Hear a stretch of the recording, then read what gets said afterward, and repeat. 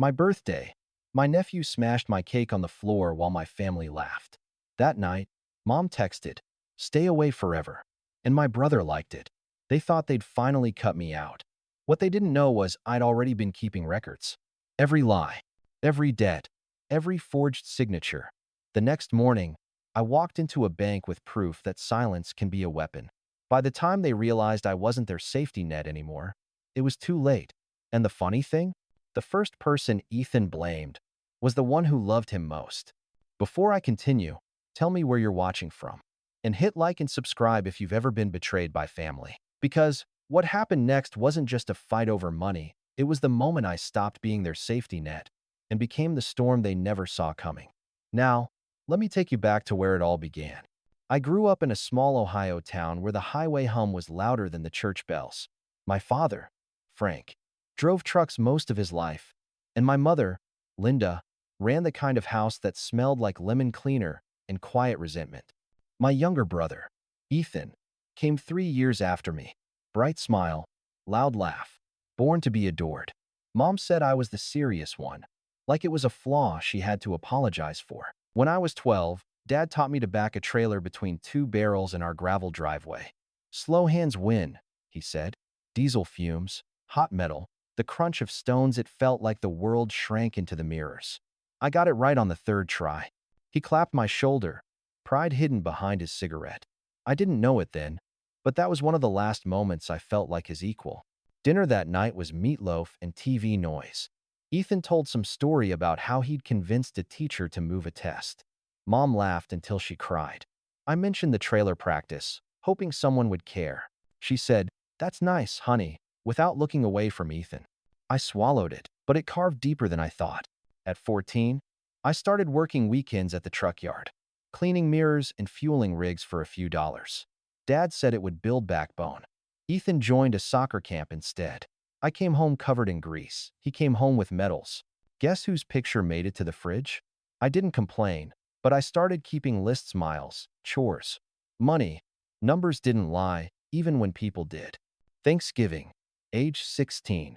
Snow turning to slush on the porch. Ethan forgot to defrost the pie Mom asked him to bring. I drove across town to buy another one. At dinner, Mom told the relatives, "Ethan saved the day." I looked down at the mashed potatoes, counting the seconds until I could leave. I didn't know it back then, but that kind of quiet keeps growing inside you until it becomes a language. When I turned 18, I skipped college to work full-time with Dad. He needed another driver. The first night on the road, the radio static mixed with his slow whistle. He said, "You got the steady hands, Mike. That's what families need, steady." It sounded like praise, but it became a sentence. By 21, I was driving solo runs Chicago, St. Louis, back to Ohio. My logbooks became my diary. Miles were the only thing that made sense. A straight line forward, no detours. Meanwhile, Ethan went to community college, dropped out, tried photography, then sales. Every time something collapsed, Mom would say, "He's just finding himself." And then she'd call me. When Dad's knee gave out, the hospital wanted a deposit. I wired it. No one thanked me. But Mom told people at church that Ethan had handled the situation. I laughed when I heard that, one of those cold, hollow laughs that sound like coughing. I remember one summer day, maybe 25. Ethan called me. "Bro, can you co-sign a car? Just till my business takes off." I was parked outside a warehouse in Des Moines, coffee in hand, sun melting the horizon. "What business?" I asked. "A smoothie truck, man. Health is trending." He sounded so confident it almost felt cruel to say no. So I said yes. He missed the second payment. The dealer called me. I paid it so my credit wouldn't drown with his. That was the beginning of what I now call the invisible leash. Every time I tried to pull back, someone yanked the other end, Mom with guilt, Ethan with charm. "Family helps family," she'd say. "Bro, you're the only one I can trust," he'd add. Different words, same chain. Christmas, age 27. I'd been on the road for 2 weeks straight, driving through freezing rain. When I finally came home, I found the living room full of Ethan's boxes, t-shirts for his clothing brand. He grinned, said, "Don't worry, I put it on our joint card. I'll pay you back after launch." "Our card?" I asked. He shrugged. "Mom said you'd be fine with it." I wasn't fine. But arguing in that house was like shouting into a pillow, you just suffocate slower. I told myself it was temporary. One more favor. One more run. One more chance for him to grow up. I didn't know the debt was already bigger than numbers. It was the debt of expectation, and it never stops accruing. By 28, I'd memorized the smell of diesel better than my mother's perfume. The road was my only peace. Truck stops felt more like home than the house in Ohio ever did. I kept a notebook in my glove box, tiny handwriting. Miles, fuel. Notes like check rear brakes in Omaha, or call Ethan about late fee. That little book was proof of who I really was. Reliable, invisible, always on time. Then one night, around 10:30, I got a call while unloading freight in Kansas City. Mom's voice cracked through static. Your father's in the hospital. He needs surgery. We don't have the deposit. How much? I asked. 5,000. Ethan's trying. But you know how things are. I didn't even let her finish. I'll wire it. Thank you, Michael. You're our rock, she said. The next week, Ethan posted a photo of himself holding Dad's hand at the hospital with the caption, "Family means showing up." He got 100 likes. I got the bill. I told myself it didn't matter who got credit. That's what family does, right? Until you realize family is just the word people use when they need something from you. At 30, I finally noticed something odd. A letter from the bank came addressed to both Ethan and me, a joint business line of credit I didn't remember signing. The signature under my name looked almost right, but not quite. I called him. Hey, Ethan, what's this account? Oh, yeah, remember? You said it was fine. It's for inventory. I never said that. This sided. In quite. He laughed it off. Relax, man. It's just paper. I'll handle it. He never did. I paid that one too, to keep my credit alive. I didn't know it back then, but that signature would come back to haunt me. There were tiny humiliations that piled up like unpaid tolls. Once, I drove 400 miles overnight to make it to Mom's birthday. Ethan handed her a gift bag, perfume from an outlet store. She squealed like it was gold. I gave her a check to help with the mortgage. She said, "You shouldn't spend so much on me." Later, I overheard her whisper to Ethan, "He tries too hard." I stood in the hallway, hearing every word, holding the empty cake plate I just washed. The sound of their laughter behind the door was softer than the clink of the plate, but it hurt more. Another time, my company threw a barbecue. Diane, an older driver who'd been everywhere, sat next to me. She watched me staring at my phone, unread messages from Mom lighting up the screen. "Still fixing your brother's messes?" she asked. "Yeah," I said. She chewed her burger slowly. "You know, Mike, if you keep rescuing a drowning man who jumps in on purpose, you're not saving him. You're drowning with him." I laughed, but it wasn't funny. I wrote her words in my notebook that night, right under change oil filter. I didn't know it then, but it would matter later. As the years rolled by, I became a ghost in my own family album. Every time I missed a holiday, they said, "You're always working." Every time I showed up, they said, "You look tired." Ethan became the golden son, funny, social, always with a new idea that needed just one more loan, one more signature. Then came the Christmas that froze everything. I'd driven through a snowstorm to make it home. The lights in the house glowed soft yellow, the kind that usually feels safe. I opened the door, boots dripping, and saw Ethan filming Max opening presents. Mom said, "You're late. Traffic." I muttered. Ethan grinned. "We started without you." He handed Max a toy truck and said, "This is from your Uncle Mike." Max squealed with joy. My chest warmed until Ethan added, "He pays for everything." Everyone laughed. Even Mom. That's when I realized the punchline was me. That night, I lay awake in the guest room, listening to the pipes groan in the walls. I thought about Diane's words, about drowning men and rescuers. I promised myself I'd start saying no, but promises made in the dark are easy to break in the daylight. A week later, Ethan called again. "Bro, tiny favor. Permit renewal for the truck. Need $1,200. I'll pay you Friday." I sighed. "You said that last time." He chuckled. "And didn't I pay? Eventually?" He didn't, but I wired the money anyway. Some part of me still believed I could fix him, fix them, fix everything. I didn't know it yet, but the next time we'd all sit at that dining table, there'd be a cake. A 5-year-old, and a sentence that would snap the leash for good. When you've spent your whole life cleaning up other people's messes, you start to smell disaster before it hits. I could feel it coming like the low rumble of a truck before the brakes fail. It started small. A missed call from the bank. A bill that didn't look familiar. Then another. I called Mom. "Oh, that's probably Ethan's thing," she said casually. "What thing?" "You know, that small venture he's starting. Don't worry. It's under control." Under control. That phrase in our family meant, "You'll handle it, Michael."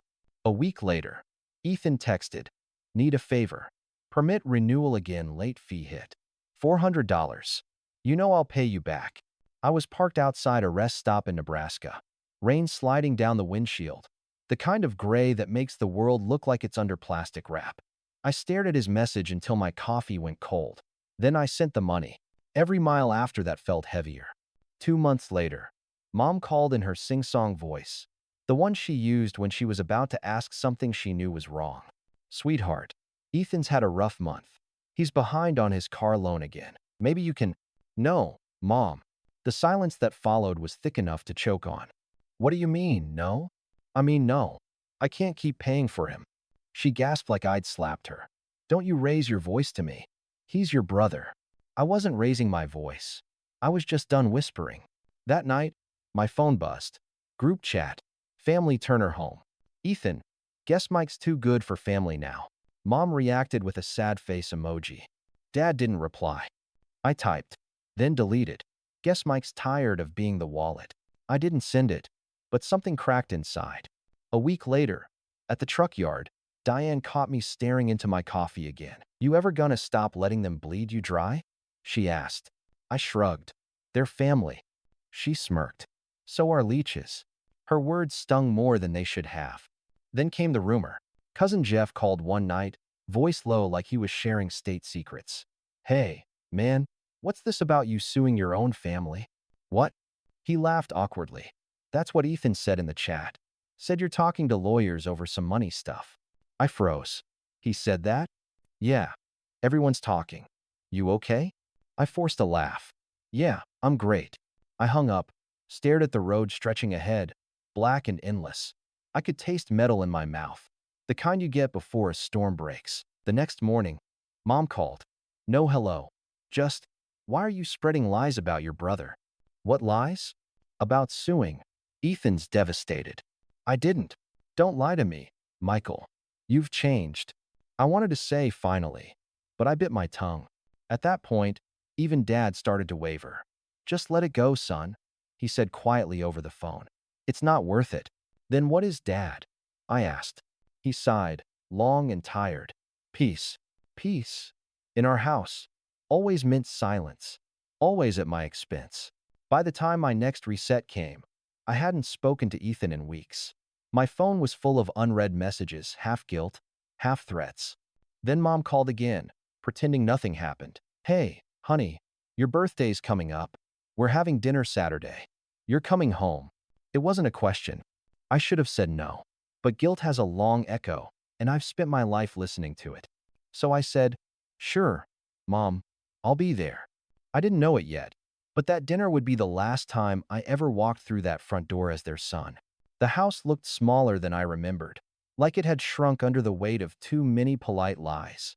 Mom had taped paper balloons along the kitchen wall. A plastic tablecloth stretched tight across the dining table. The smell of roast chicken and lemon cleaner hit me as soon as I stepped in my childhood, bottled into one synthetic scent. Ethan was late, of course. He always arrived like a show starting after the opening act. When he finally walked in, sunglasses still on though it was dusk, he said, "There's the birthday boy," and clapped my back hard enough to spill my drink. Max followed, bouncing on his little feet, wearing socks with dinosaurs. I'd bought those for him last Christmas. "Uncle Mike," he yelled, running to hug me. I smiled and lifted him up. For a second, everything felt normal. Then dinner began. Mom fussed over Ethan's plate, cutting his chicken smaller, laughing at his jokes. Dad sat quiet, chewing slow, eyes fixed on his food. I said little, just passed the dishes when asked. It was always safer that way. When the cake came out, store-bought. White frosting, blue letters. "Happy birthday, Michael." Mom lit the candles. Everyone sang. I smiled because that's what I do. I cut slices, handed them around. The last piece still had my name on it, the frosting curling into the M. I held it out to Max. Here you go, buddy. He looked at Ethan, waiting for some unspoken signal. Ethan smirked. Max took the plate, flipped it upside down, and let the cake fall. Frosting splattered on the tile, on my boot, on the dog's ear. For a heartbeat, the room froze. Then Ethan laughed. Loud. Mom tried a tiny laugh too, the kind she used when she didn't want to choose sides. Dad grunted something like a sigh. Eat it off the floor, Max said proudly. Ethan grinned. Relax, Mike. He's joking. But it wasn't the cake. It was the permission, the look in Ethan's eyes daring me to react, waiting for me to snap so he could play the victim again. I didn't give him the satisfaction. I grabbed the paper towels, knelt, wiped the floor. My hands were steady, too steady. Mom said softly, he's just a child. Yeah, Ethan added. Don't make it weird.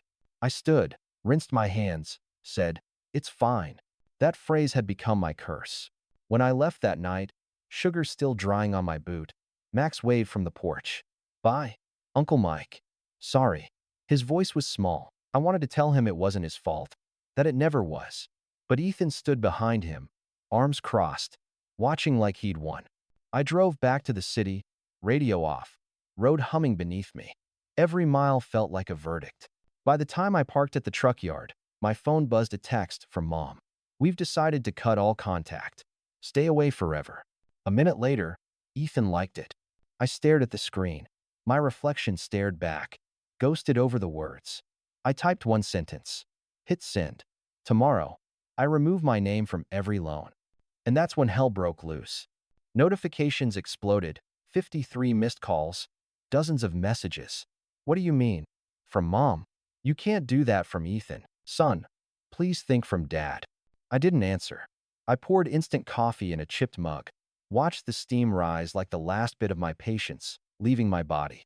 I was done being the family ATM. But before the night ended, Cousin Jeff messaged me privately. Bro, Ethan's freaking out. He told everyone he'll blame your mom if the loans collapse. Said she made him do it. I blinked. You're sure? Word for word, Jeff replied. Said she signed off on everything. That hit different. I realized Ethan's survival plan had always been the same. Find someone softer to take the fall. I leaned back against the cold wall of the lounge, phone buzzing again and again. For once, I didn't flinch. I thought about Diane's words about drowning men, and I finally understood. You can't rescue someone who's holding you underwater. When the clock hit midnight, I turned off the phone and sat in the quiet hum of the terminal. Outside, the trucks idled in neat rows, engines ticking like hearts at rest. Mine had been running too long. I decided then that morning wouldn't just be another haul, it would be the start of my own road out. Morning smelled like burnt coffee and freedom. I was at the bank by 8:55, folder in hand, every document, every account number, every scar in paper form. The sign above the glass door said Midwest Credit Union. But to me, it might as well have said exit. A woman in her 40s with a neat bun and tired kindness introduced herself. Carla Hayes. Her name tag read, How can I help you today? I need to start removing my name from a few loans, I said. Her eyebrows lifted slightly, not in judgment, more like recognition. She gestured toward a small desk. Let's take it one at a time. So we did. The first was the car loan. She clicked through files, asked questions, printed forms. Your brother will need to requalify on his own, she said, or find another co-signer. That's his problem now, I replied. The second was the store card, the one he'd opened for his so-called brand. Carla frowned at the balance, winced at the late fees. I can close it to new charges and set a payoff plan in your name only, she said. Do it. She nodded, typing fast. Then came the third file, a line of credit I'd almost forgotten about. She scrolled, then stopped. She murmured. This one's tricky. There's a secondary signature added 6 months ago. I leaned forward. Mine? She turned the screen so I could see. The name looked like mine, but the loop in the M was wrong, too clean. My throat went dry. That's not my handwriting. Carla glanced up, careful, like a nurse checking for pain before pressing harder. You can file a statement of dispute. It'll freeze the account until verification. Do it. I said again, slower this time. My voice sounded calm, but inside something heavy, unclinched years of swallowed silence turning into fuel. Stamp. Initial. Signature. Repeat. Each thud of her stamp was a heartbeat getting steadier. When we finished, she slid the final copies across the desk. "You're doing the right thing," she said. It wasn't praise. It was truth. By the time I walked out, the sky had cleared. For the first time in months, I could actually taste the air cold. Honest. Untouched. I sat in my truck, folder on the passenger seat, phone vibrating nonstop. I didn't answer. I drove straight to my parents' house. The driveway was crowded. Dad's old pickup, Mom's sedan. Ethan's hatchback with a bright yellow parking ticket under the wiper. I parked on the street. My boots hit the pavement like a metronome counting down to something inevitable. Mom opened the door before I knocked. Her eyes were already wet, but not from sadness, from offense. "You better explain yourself.